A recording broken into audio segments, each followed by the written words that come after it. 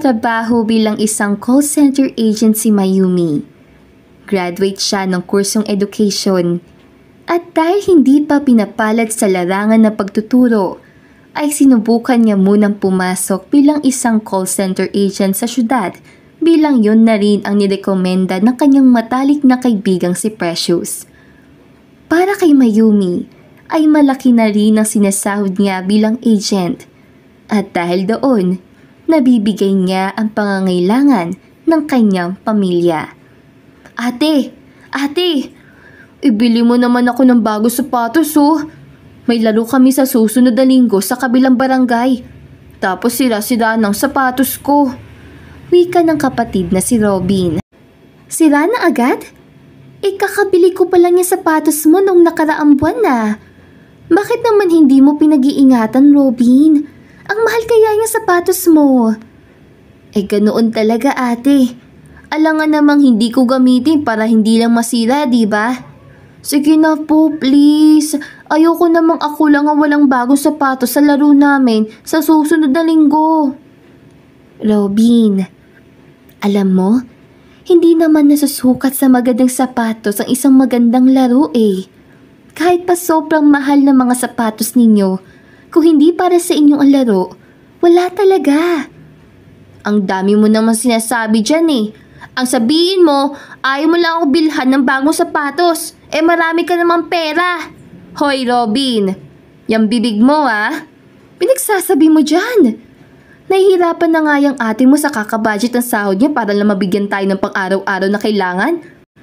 Tapos kung makahingi ka dyan ng pera sa sapatos mo, gusto mo ibigay agad? Pagsabat naman ng kanilang ina habang nilalapag ang pagkain sa mesa. Totoo naman po Nay. Marami namang pera talaga si ate. Nabili niya nga agad itong sapatos ko na sobrang mahal nito eh. Sagot ni Robin. Nasasabi mo lang yan kasi hindi pa ikaw ang kumakayod. Nako, kapag narinig ka ng tatay mo, paniguradong hindi yun natutuwa sa'yo. Kanino ako hindi matutuwa? Wika naman ng kanilang ama na nooy kakapasok lang ng bahay. Agad namang tumayo ang dalawa at isa-isang nagmano sa kanilang ama na kakarating lang galing sa trabaho. Pa, gusto niyo po bang masahihin ko kayo mamaya? Nakangiting salubong ni Mayumi. Ay naku anak, wag na. Hayaan mo tong kapatid mong si Robin na lang ang magbasahe sa akin. Magpahinga ka at alam kong masyado kang napagod sa trabaho mo. Nga pala, ano yung narinig ko na hindi ako matutuwa? Pagbalik nito sa usapan. Ay, itong anak mong lalaki mahal. Humihingi na naman ng bago sapatos sa ate Mayumi niya. Hindi niya siguro alam kung gaano kahirap kumita ng pera at gusto niya na ibibigay agad ang nais niya. Ay naku Robin, ang mabuti pa. Magsipag ka sa pag-aaral mo para naman kapag nakagraduate ka na at nakapagtrabaho, mabibili mo na ang lahat ng gusto mo. Huwag ka na muna manghingi sa ate mo at baka may pinag-iipunan din siya. Kaya ko naman pumbilhan si Robin ng bago sapatos, Tay.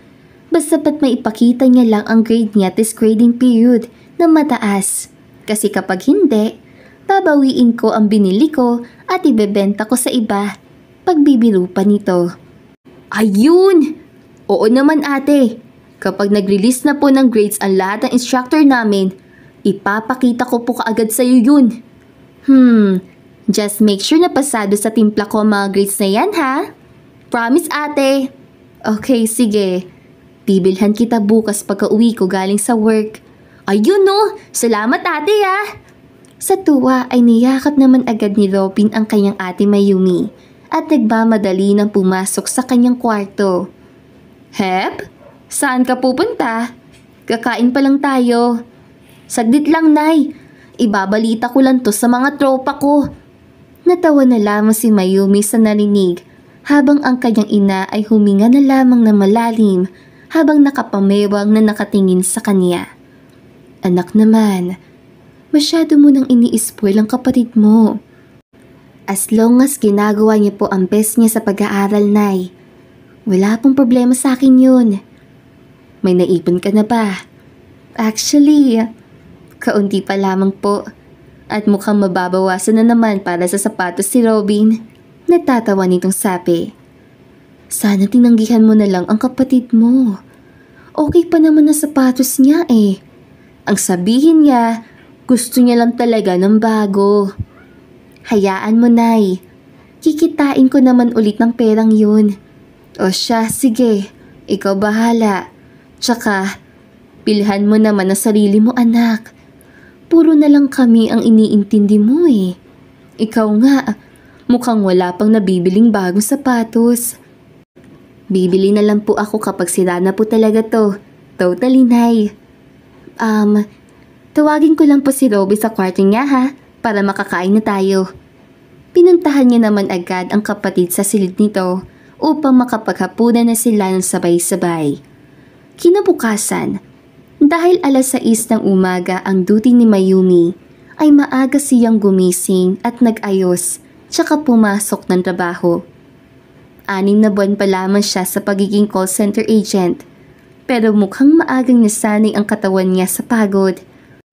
Hindi niya na lamang din iniinda ang palaging lantang gulay na katawan dahil ang lahat ng kanyang ginagawa ay para lamang sa kanyang pamilya. Tanging makakapal na jacket at kape ang karamay niya sa buong 12 hours. 9:00 na ng umaga at dahil wala pang caller ay iniunat na muna ng dalaga ang kanyang mga braso. Akma na sana siyang lalabas upang mag-order na naman ng kape nang malapitan siya ng kaibigang si Precious. At saan ka naman pupunta? Tanong nito sa dalaga. Magkakape na naman po ako, madam. Magpapabili ka ba? Nope.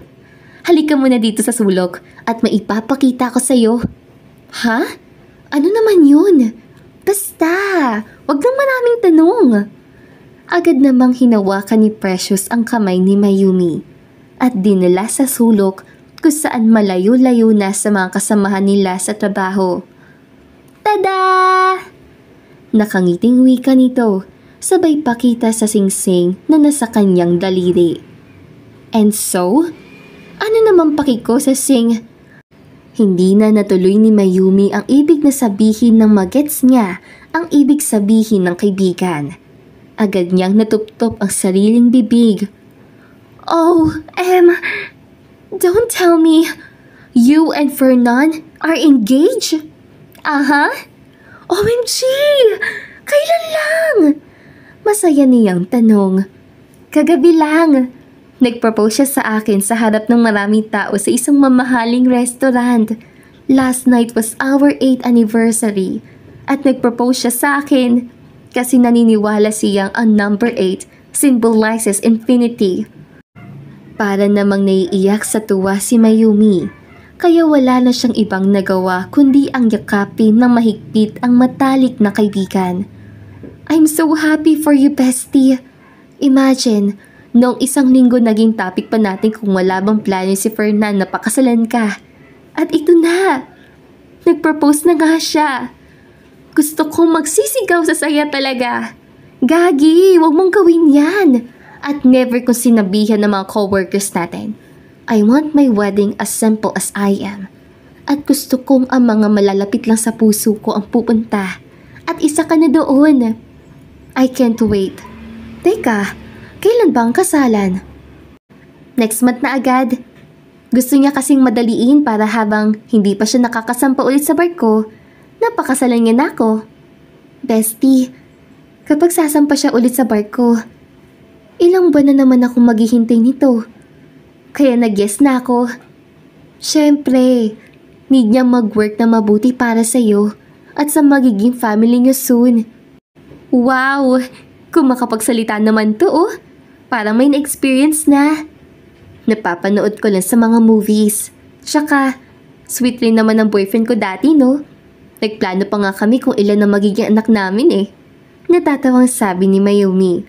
O tapos, iniwan ka rin niya. Naku.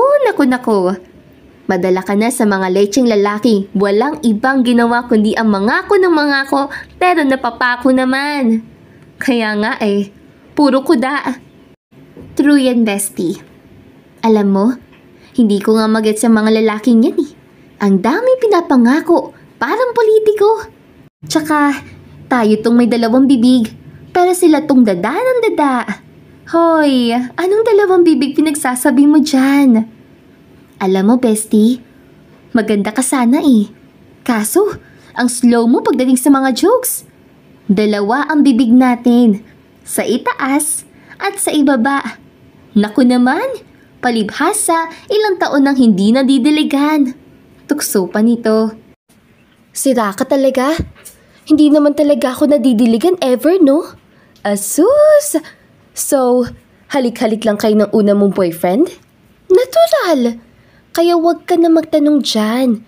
At sure na sure ako na hindi ka rin lang naman makaka-relate. Che! Basta ha, mark your calendar. Isa ka sa mga bridesmaid ko. Nasa utak ko na yan, madam. Huwag ka mag-alala. Kahit 8 a.m. pa mag-start ang kasal mo eh. Pupunta ako ng church ng 5 a.m. Ganun kita kamahal. Baka ganun ka ka-excited? Dinaig mo pa ang bride mismo, girl. Hay nako, tara na nga muna sa labas at magkape tayo. Tumawa na lamang si Mayumi, tsaka sumunod na sa kaibigan palabas.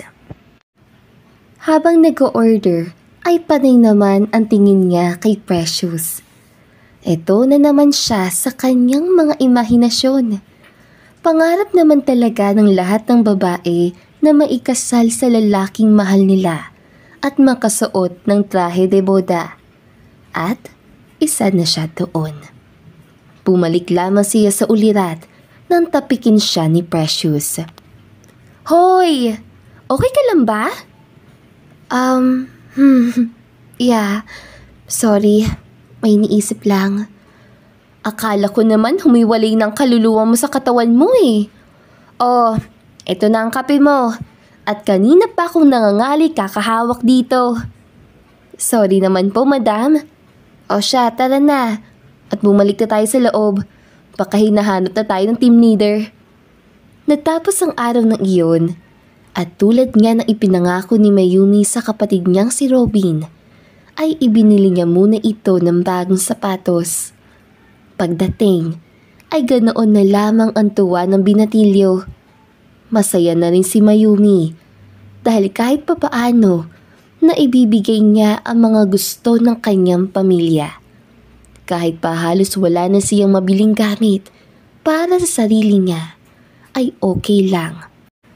Mabilis lumipas ang araw at kasal na nga ng kaibigan niyang si Precious. 9 a.m. ang start ng seremonya at kailangan 6 a.m. na sa iisang room na sila para maayusan.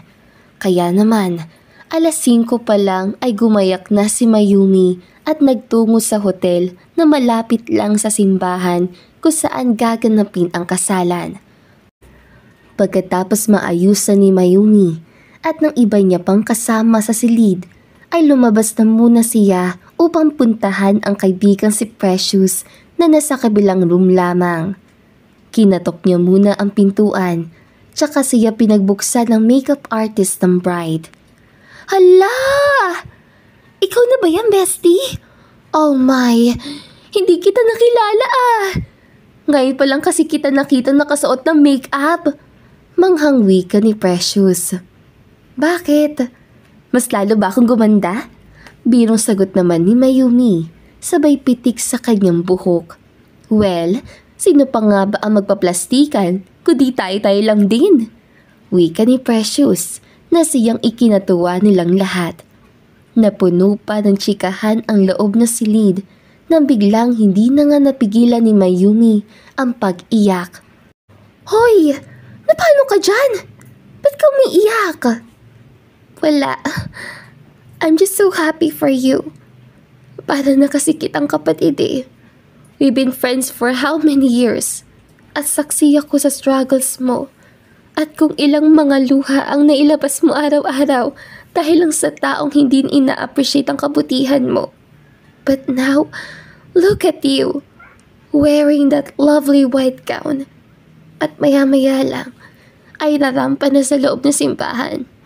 Finally, bestie, You found your true mate. Naiiyak pa rin itong sabi. Leche naman tong babaeng to, oh. Kakalagay pangalan ng pilikpat ako tapos paiyakin mo na agad ako. Kainis naman, no?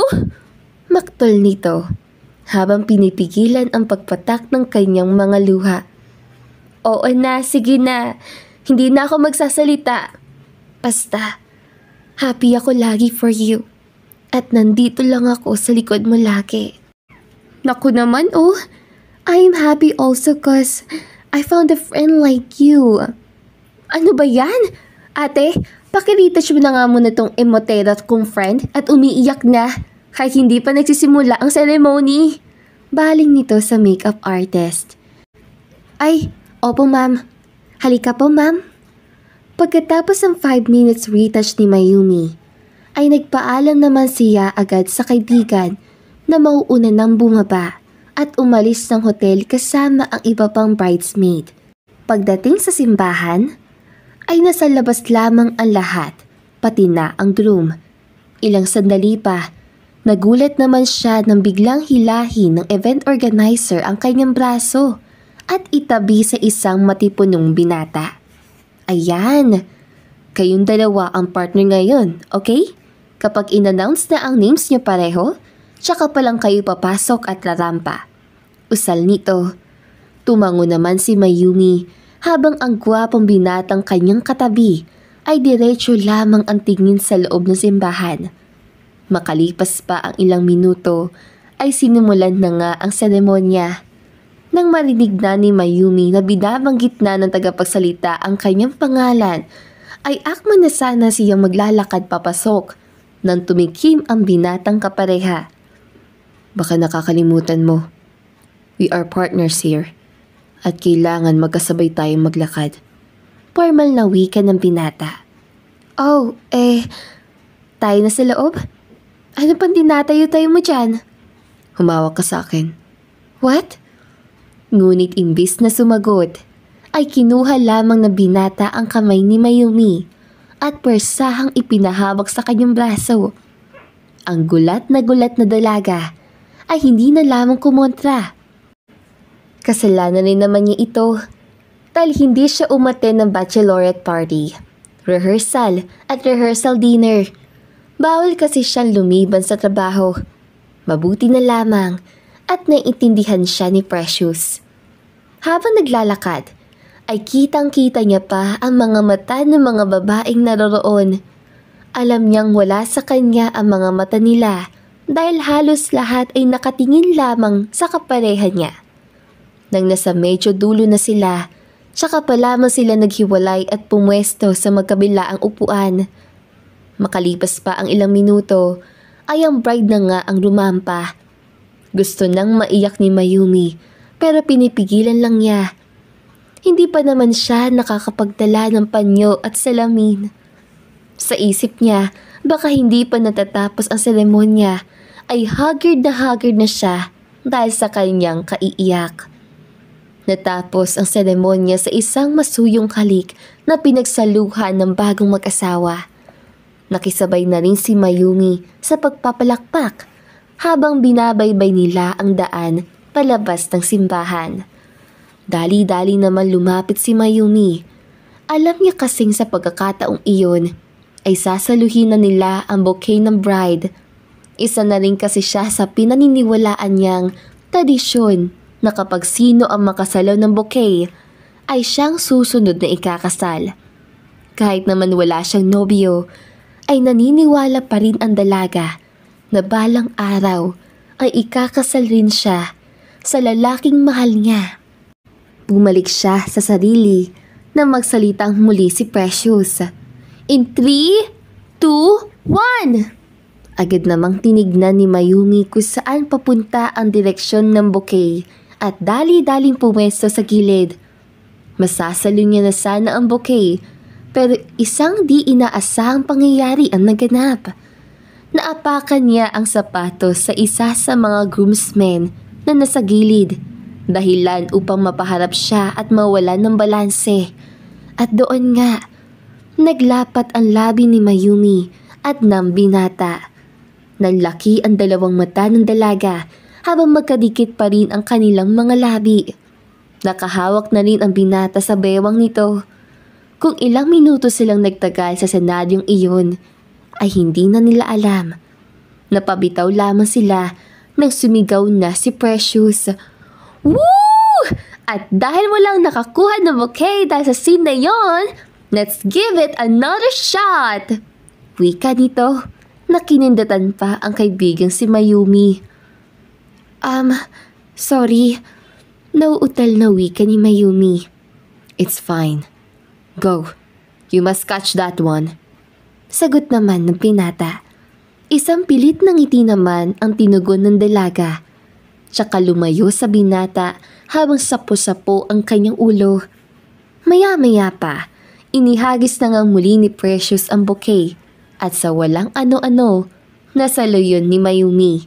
Nanlaki pa ang mga mata ng dalaga na mapagtantong na sa kamay na niya ang bouquet. Mayumi got it! Woohoo! Sigaw ni Precious. Nagpalakpakan naman ang lahat ng naroon. At kitang-kita niya rin na pumalakpak ang binatang kanina lamang ay nahalikan niya. Dali-dali siyang pumesto sa sulok. Magpapaalam na sana siya sa kaibigan na uuwi na siya dahil sa katangahang nagawa niya. Pero nakasakay na ito sa bridal car kasama ang kanyang groom na si Furman. Yumi, ano ba itong pinaggagawa mo? Maktol niya sa sarili habang nakayuko pa rin. Let's go. Tinig na nagpaangat ng kanyang ulo. Ha? Tanging niyang sagot. I said let's go. Nasa reception na ang ibang guest. Tayo na lang yata ang naiwan. Agad namang napatingin si Mayumi sa paligid. Ay totoo ngang sila na lamang dalawa ang naroon. Hindi. Uuwi na ako. Ganon-ganon na lang yon? After you kiss me? Besides, this is your friend's wedding. You shouldn't miss it. Okay, fine. Pero para lang malinaw sa'yo, yung nangyari kanina, it was just an accident. I know. But then again, I would still consider it na hinalikan mo ko. Kung bakit ba naman lumipat ka pa ng pwesto, ay hindi sana mapupunta sa atin ang atensyon ng mga tao. Nakangiti nitong sabi. At nakukuha mo pang umiti sa nangyari kanina? Ako nga, hindi ko na nakukuhang itaas ang ulo ko dahil sa kahihiyan. No need for that. Well, at least, nakuha mo naman ng bouquet, right? I saw how eager you are for that one. Bakit? Do you really believe na susunod na ikakasal ang makakasalo ng bouquet na yan? Tradisyon yan, mister. At saka, iba-iba tayo ng pinaniniwalaan. So, pati name ko hindi mo rin alam? Alam ko na nga ang name mo kanina pa when the host announced it. Tapos, name ko hindi mo maalala? What's the big deal? Paano ko naman maalala ang name mo ay hindi ko nga narinig kanina? Name ko lang ang narinig ko. Fine. I am Draco. Draco Martinez. Sabay lahat nito sa kanyang kamay. Then why are you telling your name now, huh? Kasi, hindi ko papalagpasin ang paghalik mo sa akin kanina. Ki-accident o hindi. It was still a kiss. And we lasted for almost 6 minutes. At talagang alam mong 6 minutes yun? Of course. I am Draco Martinez after all. Nakangiti nitong sabi. Now let's go. Baka hinahanap ka na ni Precious. Hindi na ako sasabay sa'yo. Magko-commute na lang ako. Are you sure? Ang ganda pa naman ng pormahan natin ngayon. Together with that lovely makeup that suits your face and that beautiful purple gown. Tapos papayag ka mag-jeep ka papuntang reception? Okay then. Ikaw bahala. Akma na sanang aalis si Draco na magsalita si Mayumi. Wait. Sige na. Sasama na ako sa'yo. Napipilitan ka lang yata Ayaw ko namang magpasakay. Lalo pa at alam kong napipilitan ka lang. Pwede ba ako sumabay? Good girl. Now, let's go.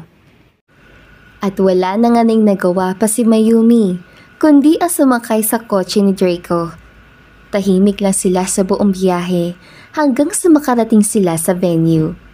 Pagdating ay pumasok naman sila agad at naghanap ng table for two na pwesto. Just wait here for a while. Saan ka pa pupunta? Sa restroom. Why? Gusto mo bang sumama? Pilyo nitong tanong. Inirapan lamang na mata ni Mayumi ang binata, samantalang si Draco ay hindi pa rin matigil ang pagngiti. Nang makaalis na ito, tsaka pa lamang siya nakahinga ng malalim. At dahil wala naman siyang ibang kilala doon, bukod sa mismong bride at groom, ay wala na rin siyang choice kundi ang makipag-usap kay Draco. Doon niya pa nalaman na kung gaano siya katahimik na tao, ay siya namang kabaliktaran ni Draco. Dinaig pa dito ang babae sa sobrang daldal.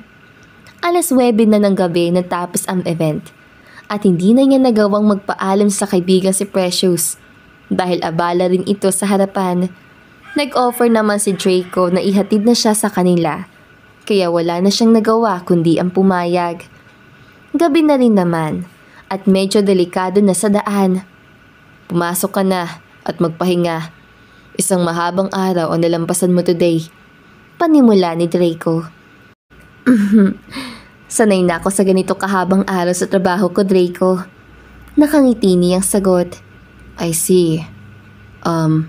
Before you go, can I get your digits? What for? Wala lang. I can just lose a newfound friend, no? Sorry, pero hindi ko binibigay sa iba ang number ko. Papasok na ako. Look, I'm not that iba anymore. Kasi as far as I know, you're now comfortable calling me by my name. Eh ano bang gusto mong itawag ko sa'yo? Babe? Honey? Mahal? Oh, I like the babe one.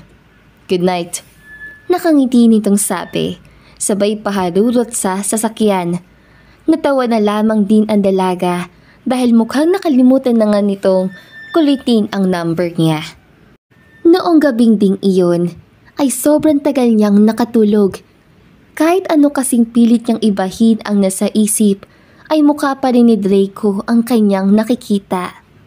Bukod doon, patuloy pa rin na bumabalik ang nakakahiyang eksena sa kanyang isipan. Hindi niya aakalaing na nakawin lang na isang estrangherong lalaki ang kanyang first kiss. Kinabukasan, dahil balik duty na naman ay maagang pumasok si Mayumi sa trabaho. Kung kwentahin niya ang oras ng kanyang tulog, ay mukhang nasa 3 oras lamang iyon. Kasalanan mo tong lahat, Draco. Pulong niya sa sarili habang hilot-hilot ang ulo. Bestie! Ay, Draco! Bestie! Wika niya na siyang ikinangiti naman ni Precious. Anong Draco ha? Don't tell me. Siya ang iniisip mo ngayon. Panunukso nito. Stop it, Precious.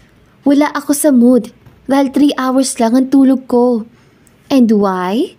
Dahil ba kay Draco? Siguro hindi ka nakatulog kakabalik sa eksena ng unexpected kiss niyo, ano? Diyos ko naman, I'm trying to forget that embarrassing scene inside my head. Tapos ipapaalala mo na naman? And what's wrong with that? Teka nga, hindi mo ba siya kilala? Of course kilala ko. He's Draco Martinez. Sabi niya, that's not what I mean, bestie. Ang ibig kong sabihin, hindi mo ba kilala si Captain Draco Martinez? Captain? Yes, Inday. Kapitan lang naman siya ng barko. Kaya nga sila magkaibigan ni Fernan, di ba? Kasi parehas sila ng trabaho. Although nasa mababang posisyon lang ang husband ko. Pero friends pa rin naman sila. Kapitan siya? Eh mukhang nasa 25 pa yun eh. Exactly. Babyface ang talaga si Draco. But he's already 27. Ahead lang siya sa'yo ng 2 years. Pero mas bata pa siya tignan sa'yo. Ouch ha?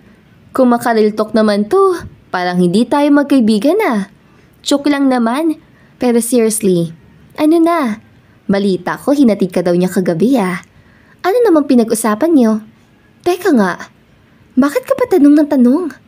I'm just curious. Siyempre naman, Baka si Draco na ang for you. Imagine being single for almost 6 years. Besh, tigang na ako dyan. Kailangan mo ng refreshing aura from him. Pinagsasabi mo. In denial ka pa ha? Huwag mong sabihin na hindi ka nagagapuhan kay Draco. Well, he's gwapo naman at kahit noong nasa simbahan pa lang ang lahat, na kay Draco na ang lahat ng mga mata doon. See? Alam mo, Draco was my longtime crush. Crush ko na siya back then noong hindi pa nagiging kami ni Fernan. Todo papansin nga ako sa kanya noon eh. Lahat ng pagpapaganda ko. It was because of Draco. Little did I know, iba pala ang nagagandahan sa akin. And it's Fernan. Si Draco ang crush ko pero si Fernan ang nakapansin sa akin. And now we're married. Baka naman si Draco na ang for you. Balita ko, mahilig pa naman daw yun sa mga chinita like you. Saad nito, sabay kindat. Ang mabuti pa, bumalik na lang tayo sa trabaho natin ha? Teka nga, bakit ka ba naka-duty now? Wala pa kayong plano mag-honeymoon ni Fernan? Sa susunod na araw pa. Kaya nga nandito ako ngayon para mag-file muna ng 2 weeks leave eh. Pumayag naman ang boss natin, kaya uuwi na rin ako maya-maya. So, 2 weeks tayo hindi magchichikahan dito? Ay, ganun talaga. Tsaka, mararanasan mo din yan. Diba nga, ikaw ang nakasalo sa bouquet? Meaning, ikaw ang susunod na ikakasal. Sige, bye bestie. See you after 2 weeks. Sana pagbalik ko, may good news ka na ha? Sambit pa nito, sabay kindat. Namula naman ang 2 pisngi ni Mayumi sa narinig. Halos makalimutan niya na nga pala na siya ang nakasalo sa bouquet ni Precious. Pero kailan naman siya ikakasal? At kanino? 6 na taon na siyang hindi pumapasok sa isang relasyon.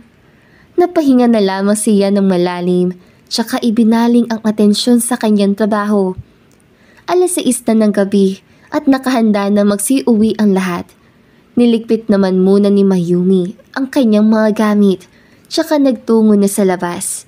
Habang naghihintay ng masasakyan pa uwi, ay biglang may huminto na kotse sa kanyang harapan. Kumunot naman ang kanyang noo nang makitang si Draco iyon.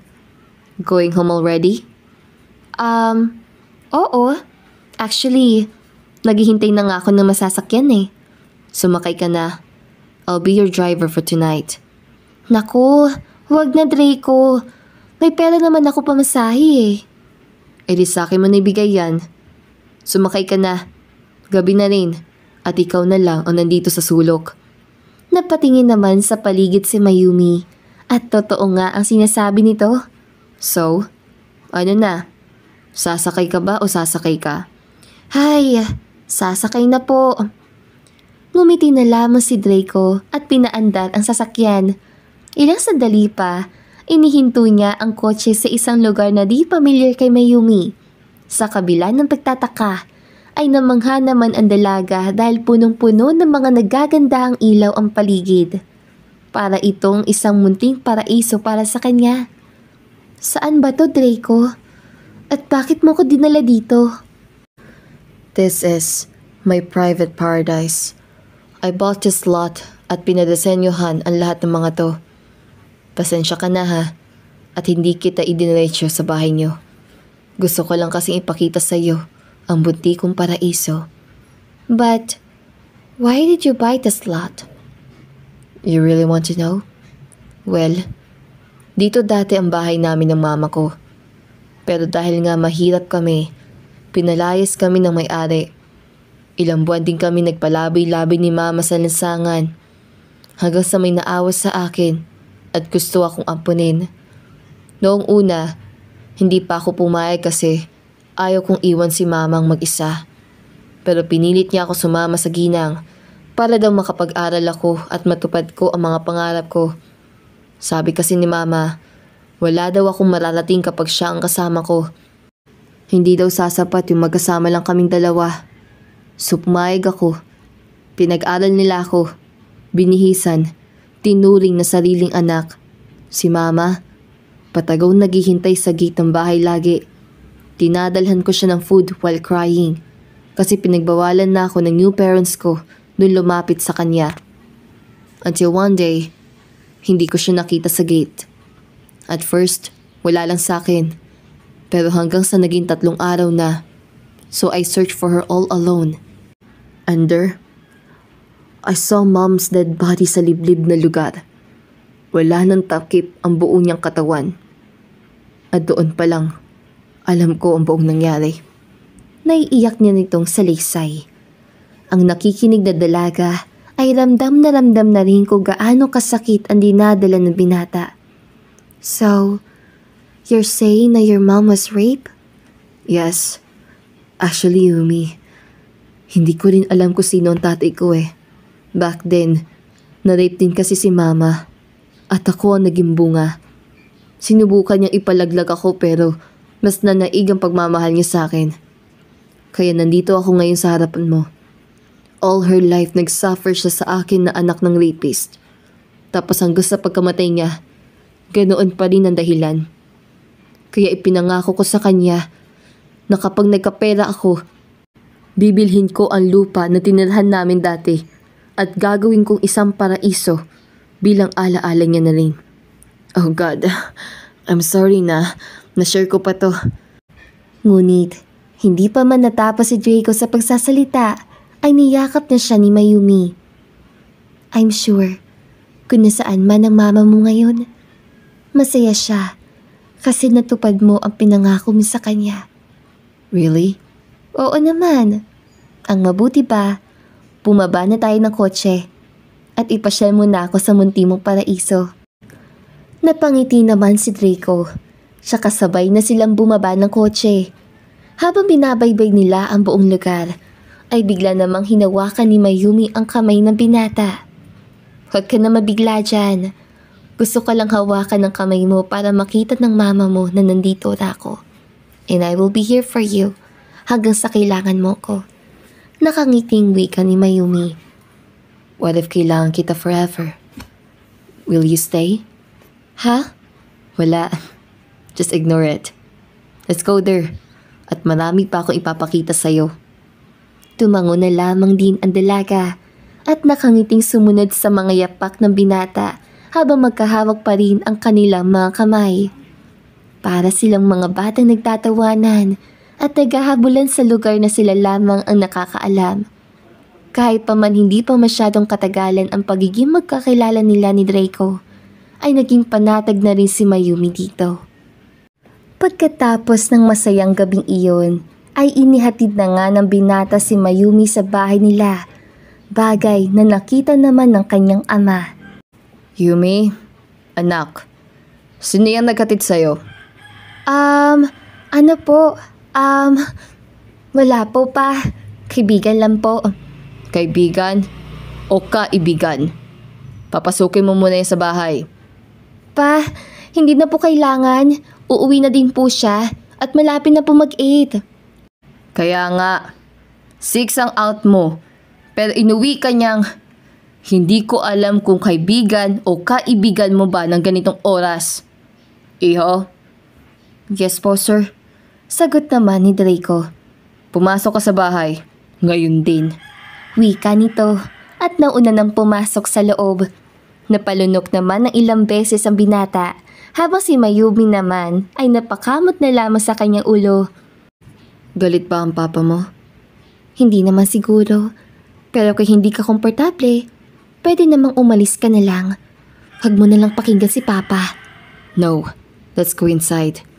At doon nga, tuluyan nang nauna si Draco sa pagpasok habang hawak-hawak ang kamay ng dalaga.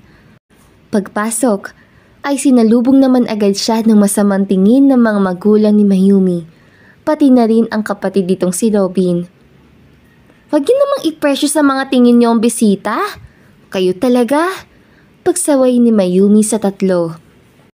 Maupo kayong dalawa. Ikaw, iho, nililigawan mo ba ang anak ko? Diretsang tanong nito kay Draco. Pa, ano ba? Kaibigan ko nga lang po siya. Opo, may plano po akong ligawan ng anak niyo. Matapang na sagot ng binata. Napatingin naman si Mayumi sa gawin ni Draco. Hindi niya lubos maisip na sasabihin iyon ng binata. At bakit mo siya liligawan? She's just too adorable to handle. Besides, mabuti na rin po at pinapasok niyo ako dahil gusto ko pong mag-thank you sa inyo ng personal for bringing Mayumi to this world. Bakit? Kapag pumayag ba kaming ligawan mong anak namin ay may maipapakain ka na sa kanya?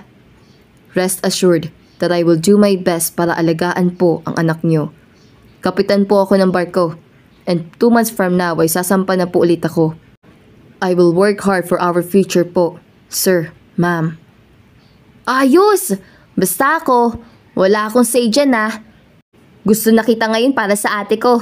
Welcome to the family, brother-in-law. Natatawang sabat naman ni Robin. Robin? Eto naman si ate Papasok na nga lang ako sa kwarto ko. Mabuti pa. Pati ikaw na rin, Yumi. Pumasok ka na sa kwarto mo at kumain na din ng hapunan pagkatapos. Mag-uusap lang kami na masinsinan nitong binatang ito ng lalaki sa lalaki. Pa naman? It's fine, Yumi. Nakangiting usal ni Draco. Napasapon na lang sa kanyang ulo ang dalaga, tsaka pumasok sa kanyang kwarto at nagbihis. Kumain na rin siya at naghugas sa mga pinggan, pero hindi pa rin natatapos ang usapan ng dalawa. Ilang minuto pa, pumasok naman ang ama ni Mayumi, kaya dali-dali na siyang lumabas upang puntahan si Draco. Are you okay? Nag-aalala niyang tanong. Yumi anak, pasado na sa akin si Draco bilang natalo niya ako sa chess at nakumbinsi niya rin ako sa mga pangako niya. Sana lang ay wag nang napako gaya ng dati mong relasyon, ha? Papa naman O siya, sige na't papasok na ako sa silid ko. Bilisan mo nang ihatid si Draco sa labas para makapagpahinga ka na rin. Huminga na lamang na malalim si Mayumi. Tara na sa labas at uuwi ka na. Ano oras na Hindi ka pa kumakain. Okay lang. I'm not totally hungry pa naman. Seriously, Draco? Bakit may sinabi kay Papa? Sana hindi mo nalang sinagot. So akala mo sinabi ko lang yun para matahimik siya? I mean it, Yumi. At seryoso ako. Aakit ako ng ligaw. At kung araw-araw pa ako magpunta dito, I will do it. Namula naman ang dalawang pisngi ni Mayumi sa narinig. Sige na. Umalis ka na. Maaga pa akong papasok bukas sa trabaho. Okay then. Magpahinga ka na sa loob. But before I go, gusto ko lang sabihin sa'yo na sobrang saya ko ngayon. And that is because of you. Nakangiti nitong sabi, tsaka hinalikan sa noo ang dalaga. Naging abnormal naman agad ang pintig ng puso ni Mayumi dahil sa ginagawang paghalik ni Draco. Bumalik lamang siya sa ulirat nang paandarin na ng binata ang kanyang kotse. Hindi lang yun ang huling pagpunta nila sa munting paraiso ni Draco dahil bago umuwi si Mayumi sa kanila, dumadaan muna sila doon. Minsan bumibili na sila ng pagkain at doon na sila naghahapunan. Mangyari pa isang beses ay isinama na nga ng dalawa ang pamilya ni Mayumi doon. Thank you Kitang-kita ko ang saya ng pamilya ko. Nakangiting wika ng dalaga. As long as you're happy, I'm happy too. Nagitian lamang ang dalawa. Maya-maya pa, unti-unti na nga nagkalapit ang kanilang mga muka. Nakatingin na ni si Draco sa mapupulang mga labi ni Mayumi. Akma na sana niya itong halikan nang tumikim ang ama ng dalaga. Hep? Ano yan ha? Wala naman po sir. Hinipan ko lang po ang mata ni Yumi. Napuwing po kasi daw siya. Nauutal nitong sagot. Oo nga po pa. Napuwing lang po ako. Masus! Wag yun na akong lokohin. At natry ko na din niya sa mama mo, Yumi. May tawag dyan Isang pinagbabawal na teknik. Hay nako. Wag mo nang pansinin tong papa mo anak. Natry nga niya yan sa akin noon pero hindi naman umubra. Pagsabat naman ng kanyang ina. Nagtawanan lamang sila. Natawa na rin ang dalawa kahit hanggang ngayon ay nahihiya pa rin sila dahil muntikan na silang mahuli ng ama ng dalaga. Dahil doon, nasaging porsigido pa si Draco sa panliligaw. Hatid sundo na din nga ang dalaga. Susulitin niya muna ang mga natitira niyang linggo bago sumampa muli. Naging masaya ang dalawa nang ma-share din ni Mayumi ang tungkol sa estado nila ngayon ni Draco sa kaibigan si Precious. Ay labis din ang tuwa nito. Mabilis lumipas ang mga araw ay dumating na nga ang araw na pagsampa ni Draco. Ganoon din ang asawa ni Precious na si Fernan. Kahit pa man ilang araw pa lang si Draco doon ay namimiss na ito ni Mayumi. Nasanay na din kasi siya na tuwing pumapasok siya ng trabaho at uuwi ay mukha agad ni Draco ang kanyang makikita. Ngayon, tanging sa FaceTime na lamang niya ito nakikita at kung minsan madalang pa. Isang gabi, habang nasa kanyang silid lang si Mayumi at hinihintay ang tawag ni Draco, ay biglang nagring ang kanyang cellphone. Agad niya naman yung sinagot nang malamang numero ni Draco ang tumatawag. Hello? Draco? Bakit dito ka tumatawag? Sorry, Yumi. Sobrang lakas sa mga hampas ng alon dito. Hindi ako makakonect sa internet. Ano? Sobrang lakas ba talaga? Oo, kasing lakas ang pintig ng puso ko sa'yo. Draco naman eh. At talagang nakuha mo bang bumanat sa kalagitnaan ng unos ha? Pinapakalma ko lang ang sarili ko. At mukhang gumana naman na marinig ko ang boses mo. Napangiti naman ng bahagya si Mayumi. At nang medyo hindi na niyan maintindihan ang sinasabi ng binata, sa kabilang linya ay tsaka pa siya nag-alala ng husto. Draco? Draco! Fine! Sasagutin na kita kapag nag-isip ka lang ngayon. Draco! Ngunit mukhang hindi na nga narinig ni Draco ang sinabing iyon ni Mayumi dahil naputol na ang linya. Hindi makatulog si Mayumi noong gabing iyon dahil sa labis sa pag-aalala. Hanggang sa makatanggap siya ng isang mensahe galing kay Draco na nagpapaalam na okay lang siya. Doon na nakahinga ng malalim si Mayumi. Naging ganoon na ang araw-araw na setup ng dalawa. Sa loob ng 6 na buwan ay panay tawagan at FaceTime lamang ang kanilang komunikasyon. Ngunit kahit ganoon, hindi pa rin nagkulang ang dalawa sa pagpaparamdam na mahal nila ang isa't isa. At dahil nga nangako si Mayumi na sasagutin niya si Draco sa oras na maging okay lang ito, ay ginawa nga niya. At makalipas lamang ang 6 na buwan, ay nakabalik na nga si Draco. Doon, hindi muna siya nakipagkita kay Mayumi at hindi niya ipinaalam sa dalaga ang pagbalik niya. Alam ni Mayumi na babalik siya makalipas ang 6 na buwan, pero wala siyang ideya kung anong araw. Kaya naman kinausap muna ni Draco ang pamilya ng dalaga at si Precious. Sila ang naging kasabwat ng binata sa gagawin niyang proposal para sa kasintahan. 6:00 na at nililigpit na nga ni Mayumi ang kanyang mga gamit at gagayak na siya pagkatapos ang biglang lapitan siya ni Precious. Bestie, let's go. Ha? Saan? May bago ko place na nakita. I'm sure magugustuhan mo doon. Bagong place? Wow, coming from your mouth pa talaga ha?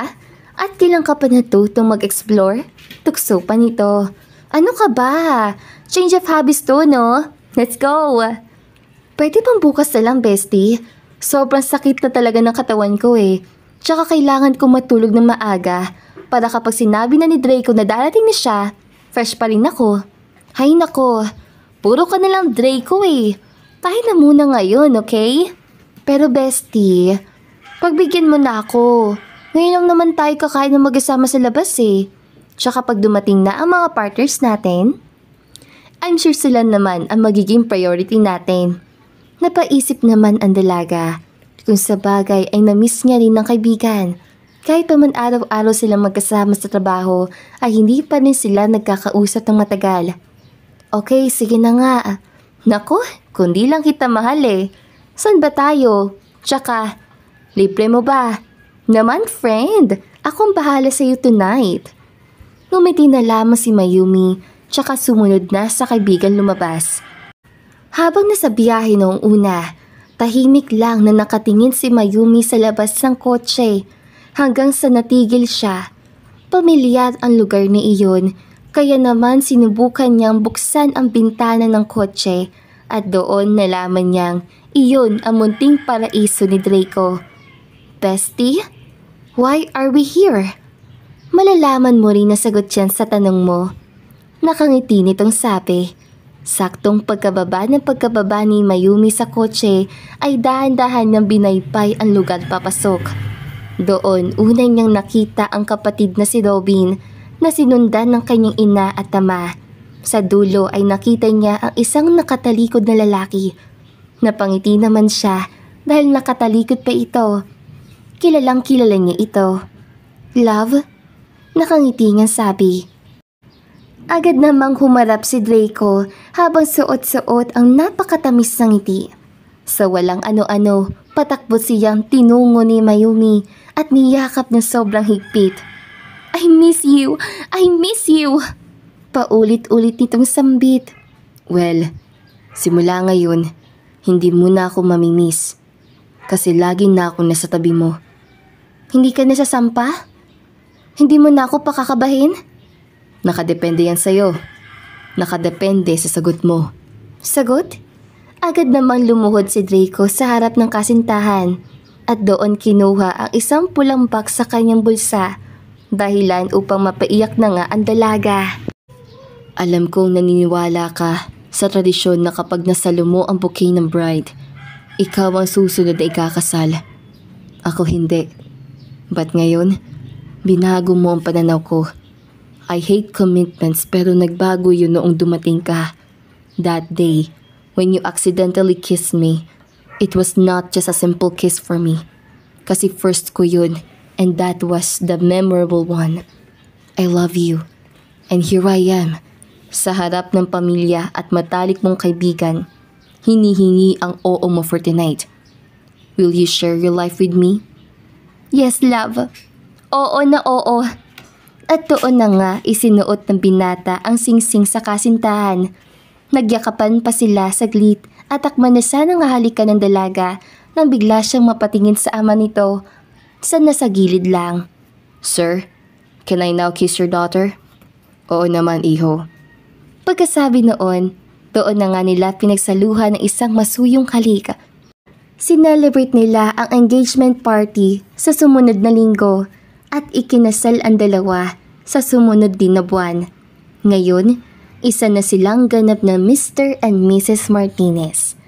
At bilang nangako na rin si Draco na hindi na siya muling sasampa sa barko, ay nagtayo na lamang sila ng kanilang sariling negosyo na ngayon may dalawa ng branches sa iba't ibang lugar. Masaya na rin si Mayumi dahil kung noon ay isa lamang siyang dakilang tagasalo ng bouquet sa kasal, ngayon siya na mismo ang ikinasal. At sa wakas, ay nahanap na rin niya ang kanyang lifetime partner kasama ang kanilang anak na si Zia Martinez. At dito na po nagtatapos ang magandang kwentong ito. Don't forget to like, share, and subscribe. Sa susunod ulit mga kakulay, paalam!